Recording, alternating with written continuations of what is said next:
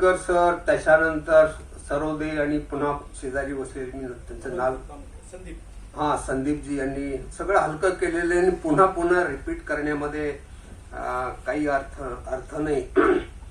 आणि जे सगळ्यात महत्वाचं की ज्याच्यासाठी कायदा आणला जाणार आहे नॅक्सलिझम, त्याच्याबद्दलचा एकही शब्द या ड्राफ्ट मध्ये नाही. हे खूप महत्वाचं आहे. आणि मग याच्यामध्ये काय म्हटलेलं आहे, फक्त अनलॉफुल ऍक्टिव्हिटीज की ज्याच्यामुळं पब्लिक ऑर्डर बिघडेल, शांतता बिघडेल, ट्रँक्विलिटी बिघडेल. आता आमचे एक मित्र पोलीस मधले ACP रिटायर्ड झालेले हे सांगतील की आम्ही पोलिसांनी ठरवलं की बस शांतता सुव्यवस्था बिघडली कशामुळं, तर ते कुठल्याही गोष्टीमुळे आम्ही ठरवू शकतो की याच्यामुळे शांतता बिघडलेली आहे. एखाद्या अगदी जाहीर सांगण्यापेक्षा एखाद्या शेतकऱ्याच्या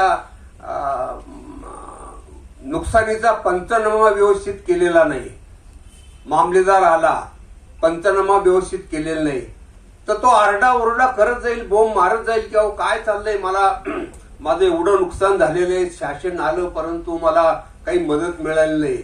तर त्याच्यामुळे त्याच्या आरडाओरड्यामुळं तिथली शांतता बिघडेल आणि मग त्या व्यक्तीविरुद्ध हा कायदा लागू होईल.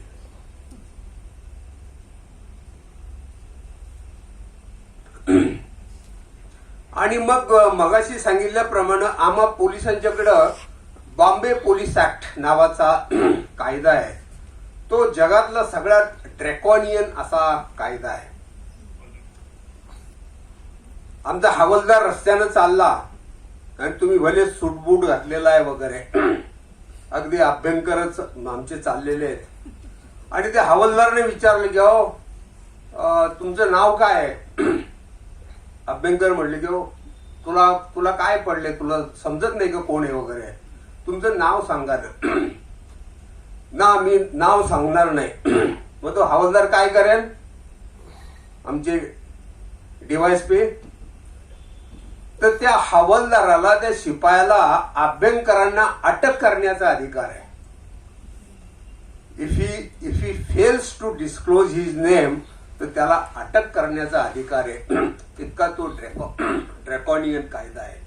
आणि हे सगळं असताना मग हा कायदा आणायचं कारण काय, आणि त्यात सगळ्यात महत्वाचं म्हणजे ज्या अनलॉफुल ऍक्टिव्हिटी सांगितलेल्या आहेत की कुठलीही ऍक्शन की ज्याच्यामुळं पब्लिक ट्रँक्विलिटी, पब्लिक ऑर्डर आणि पीस डिस्टर्ब होते वगैरे.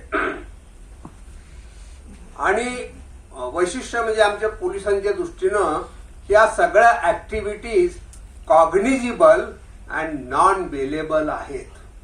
कॉग्निजिबल म्हणजे काय की ज्याची पोलीस दखल घेऊ शकतील, आणि नॉन बेलेबल म्हणजे तुम्हाला जामीनही मिळणार नाही, अजामीन पात्र. पुढची प्रोव्हिजन अशी आहे की तुम्ही फक्त त्या मीटिंगला बसलेला होता, जसं मगाशी सरोदेंनी सांगितलं, तर तुम्हाला त्याच्यामध्ये जी शिक्षा सांगितलेली आहे तर ती 3 वर्ष आणि काही 1 लाख रुपये दंड सांगितलेला आहे.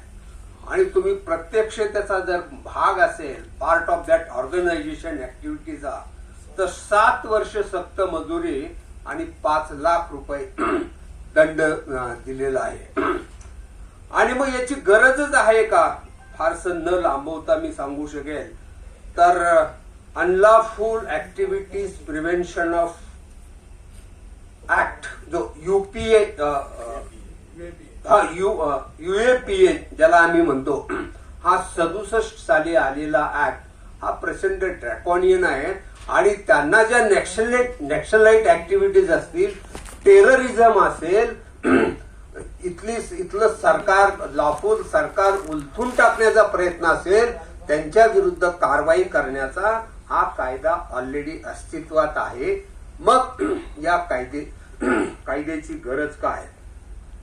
आणि मग आमचे पलीकडे बसलेले मित्र त्यांनी जे सांगितलं तशी शंका आणि ती रास्त आहे. हा व्यक्तिशः मुख्यमंत्र्यांच्या हातात जाणारा कायदा आहे आणि मला ते कायदा वाचल्यानंतर लगेच लक्षात आलं की अरे मी तर त्यांच्या विरुद्ध खूप खूप काही लिहित असतो. ते जाहीरपणे विधानसभेमध्ये सनातन धर्म की जय वगैरे असं म्हणतात आणि मग मी त्यांना प्रश्न विचारतो की सनातन धर्म की काय वगैरे वगैरे आणि मग त्यांचा ब्राह्मणांचा कसा सपोर्ट आहे वगैरे काही ब्राह्मणांचा. तर मग ती मी अशा प्रकारचं कृत्य केलं आणि त्याच्यामुळं मग ब्राह्मण समाजामध्ये असंतोष निर्माण झाला, त्यांच्यामध्ये त्यांची शांतता बिघडली, लॉ अँड ऑर्डर बिघडली, तर मग ते माझ्या विरुद्ध कारवाई करू शकतील. एवढंच नव्हे तर एखादा शेतकरी असेल, शेतकऱ्यांनी प्रत्यक्षपणे त्या मंत्र्याच्या विरुद्ध आवाज उठवला, काही शब्द वापरले, तर तो त्यांचा पर्सनल शत्रू होईल आणि त्याच्या विरुद्ध ते कारवाई करतील. आणि मग संघटनाच पाहिजे आणि ती रजिस्टर्स पाहिजे आणि त्याला कॉन्स्टिट्यूशनच पाहिजे असंही काही बंधन नाही तिच्यामध्ये. त्यामुळं इतर वेगळ्या पद्धतीनं दाबण्यासाठी आणि पुन्हा जसं मगाशी आमच्या मित्रांनी मांडलं की यावेळेला खरोखरच सिव्हिल सोसायटी पुढे आलेली होती आणि त्यांना जाहीरपणे या उजव्या विचारसरणीविरुद्ध आवाज उठवला होता. यापुढं त्यांना सगळा उजवा विचार या देशभर पसरवायचा आहे आणि धर्मावर आधारित राष्ट्र निर्माण करायचे आहे.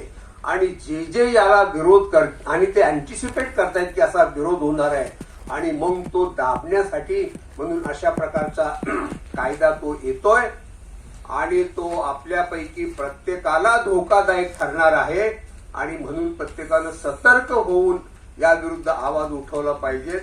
आमचे मित्र अभ्यंकरजी म्हटले की रस्त्यावरती येऊन आपल्याला आपला आवाज उठवला पाहिजे, सरकारलाही जाग आणून दिली पाहिजे आणि यात बुमरँग होण्यासारखं मला काही वाटत नाही.